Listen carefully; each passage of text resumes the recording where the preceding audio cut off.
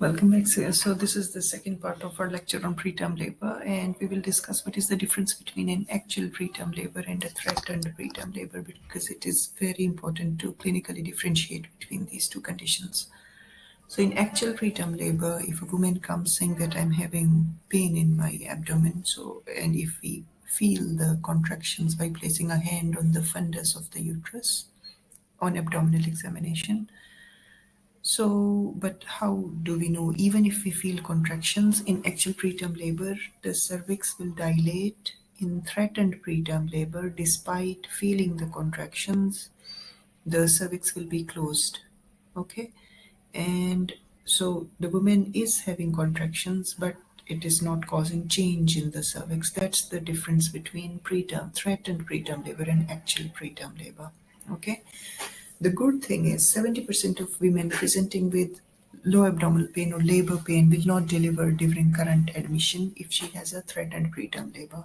So if there is no cervical change on speculum examination, so majority of them they will actually do not deliver, okay? And 50% of them will not deliver until term, okay, of threatened preterm labor. Now, we will discuss about cervical weakness, or which is also called cervical incompetence. So normally, see, there is uterus, there is cervix which opens into the vagina, and the cervix has a length, right? So it has a certain length. If it is short because of any problem, then these women are likely to go into preterm labor, and they are also likely to have rupture of membranes even before going into labor. Okay, but before these membranes are ruptured, or if this woman goes into labor, what we can see on ultrasound is, yes, there will be shortening of the cervix, which we can see even on the knuckle translucency scan between 11 to 14 weeks, or we can see this funneling of membranes. So do you see this black thing? That's the membranes, the fetal membranes, amniotic sac, which has prolapsed into the lower part of the cervix. And the cervix is very short, right? So especially with increasing gestational age, ultimately it will prolapse, and because of the pressure and the weight, so these membranes will rupture, and ultimately this women will go into labor even without having uterine contractions. It's just that the opening is opened, okay, and then that's why the baby is coming out even without having uterine contractions, okay. So this is the characteristic clinical picture in women with cervical weakness. When do they deliver? It is characterized, they do not have first trimester miscarriages. They have characteristically second trimester, preterm labor, or miscarriages. Okay, so even if the baby is born, say 23 weeks, 22 weeks before the period of viability, baby may not survive, right? So it's second trimester, early second trimester, kind of mid second trimester, and then it can be delivered. Okay, so women do not have first trimester miscarriage in cervical weakness. History of spontaneous rupture of membranes followed by painless delivery. So why it is important to know that this is painless? Because this is one of the characteristic features. So if we take a detailed history of a woman who previously had a preterm labor, and she says, okay, I went into labor on my own without induction of labor, and it started at, say, for example, 28 weeks of gestation, and the bag of membranes, it ruptured, and then I delivered the baby. And if we ask, did you have pain, she may say no. She will say, actually, no pain. Okay, so it's painless delivery.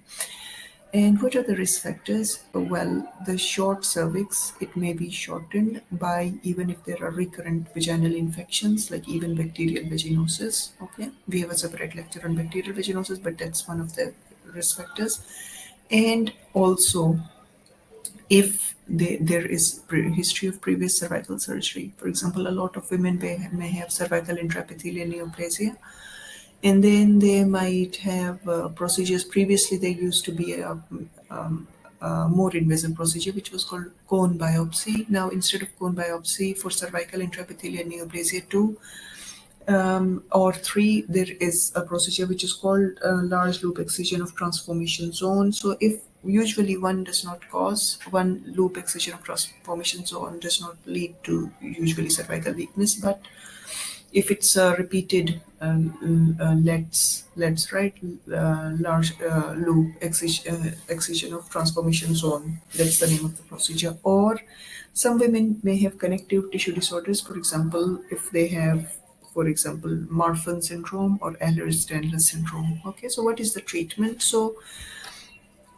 one of the treatment options may be cervical cerclage. Okay, that's for repeated preterm delivery if we are sure that it's because of cervical weakness. Okay, but this cervical cerclage should not be applied at the time of having an active infection. So we will talk about the cervical cerclage later on.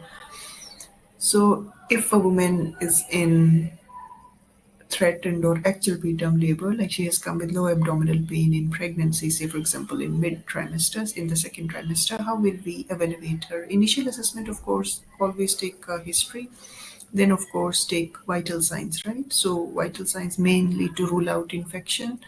In history, what we will say, did you notice any ruptured membranes? Like, did you notice any leaking? Okay, so sometimes, especially when they're primary gravidas, they think that it's just the urine which is leaking. Actually, it can be that they have ruptured their membranes because primary gravidas, they have no idea. So they sometimes think that they had a urinary incontinence. Okay, but actually, it may be PPROM. Are you having regular contractions? Because we know that regular contractions are more likely to be labor rather than something else. Are you having any signs and symptoms suggestive of urinary tract infection, like increased frequency of urine, low abdominal pain, pain during passing urine, and so on? Signs of infection, like did you notice any fever? Are you feeling unwell? Vaginal bleeding, and how about the fetal movements? Okay, so fetal movements are usually felt in primary gravidas after 20 weeks. In multigravidas, they are usually felt after 18 weeks.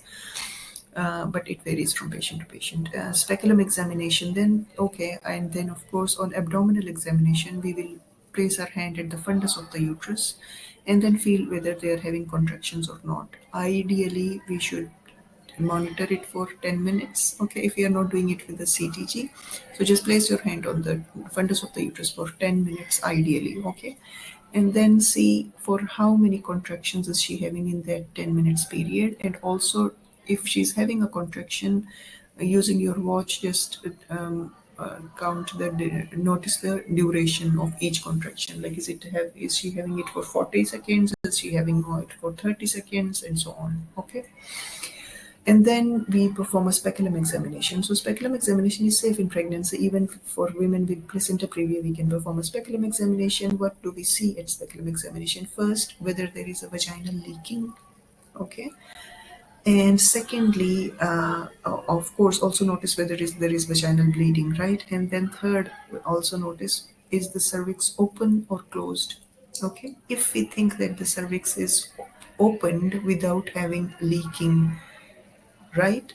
Even with heavy leaking. So if we think that the cervix is opened, that means she is in actual preterm labor, established preterm labor. Okay, then what will we do? We can, if there is no contraindication like a placenta previa, we can perform a digital vaginal examination.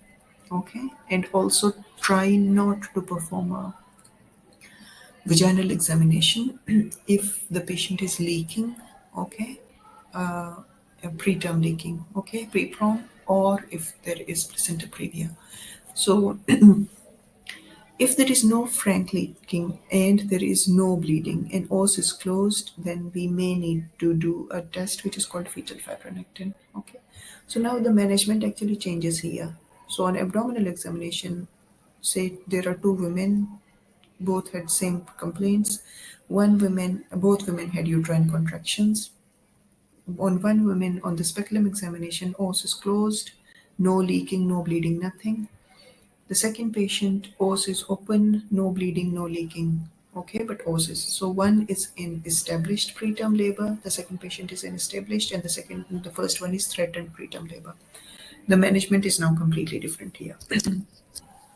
The patient who is in established preterm labor, we have to admit her. Okay, How about the woman who is in threatened preterm labor? Should we just admit her or we should send her home? Because it is possible, right, that I will send her home, but the pain may get worse and her cervix may start to open when she is at home, and sometimes women even deliver at home or on their way to the hospital. Okay, and then the doctor who sent them home will be in problem. So how I just save the patient and myself?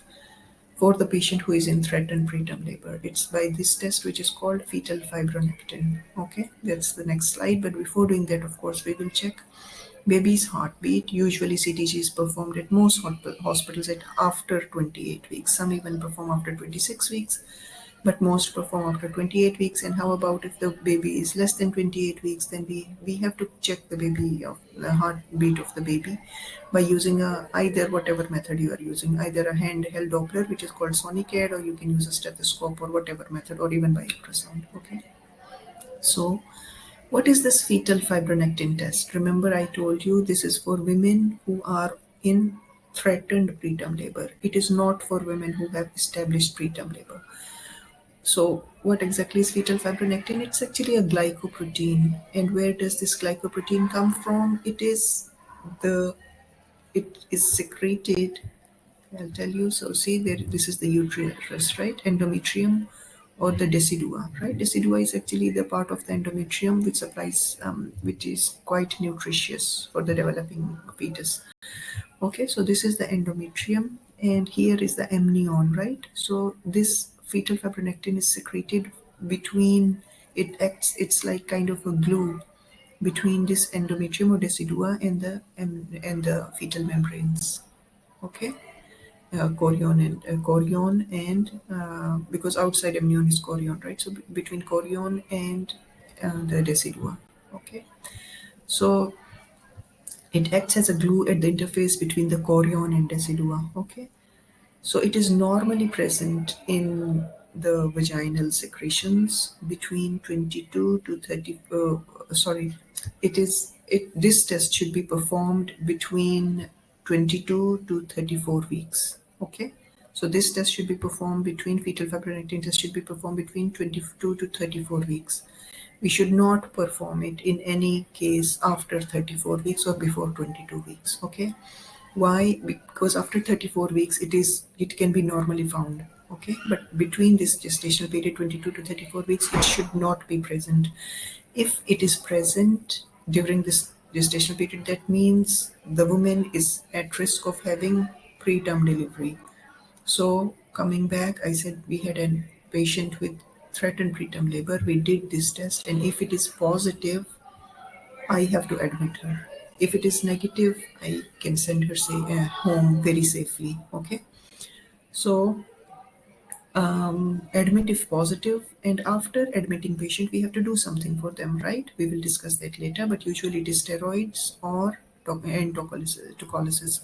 And of course, if it is negative, of course I will send her home. But what was her main problem? She came with pain in her tummy, right? So it can be a urinary tract infection, it can be something else. Rule out other conditions, okay? Rule out other conditions, give her a painkiller, and then send her home, right?